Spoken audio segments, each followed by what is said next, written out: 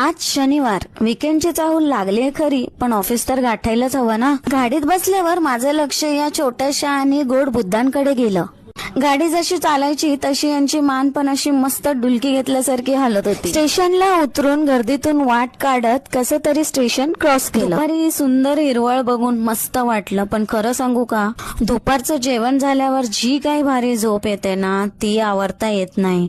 मग मी ऑफिसमध्येच एक छोटीशी डुलकी काढून बॅटरी चार्ज करून घेतली. संध्याकाळी घराकडे निघताना आज नशीब जोरावर होतं. एक तर ट्रेन वेळेवर आली आणि शनिवार असल्यामुळे डबाही रिकामा होता. मग शांततेत प्रवास करताना टाइमपास म्हणून काहीतरी चटकदार खावंसं वाटलं, म्हणून छानपैकी खाऊ खात खात मी घर गाठलं. घरी आल्यावर क्रिशच्या मम्मीला बघून मला जो काही झटका बसला ना, त्याला सरप्राईज म्हणण्यापेक्षा शॉक म्हणणं जास्त योग्य ठरलं. ती आली होती क्रिशला घेऊन जायला, आणि आजकाल ना माझं फोनचं स्टोरेज खूप फुल झालंय, तर मी ते रिकामं करत बसले होते. मी क्रिशला खूप मस्का लावून बघितला. अरे नको जाऊ, थांब ना, असं खूप म्हणवलं, पण साहेब काही ऐकायला तयारच नव्हते. तो एवढा खुश होता की त्याला मला सोडून जायला काहीच वाटत नव्हतं. शेवटी काय, त्याची कठोर मम्मी आली आणि त्याला घेऊनच गेली.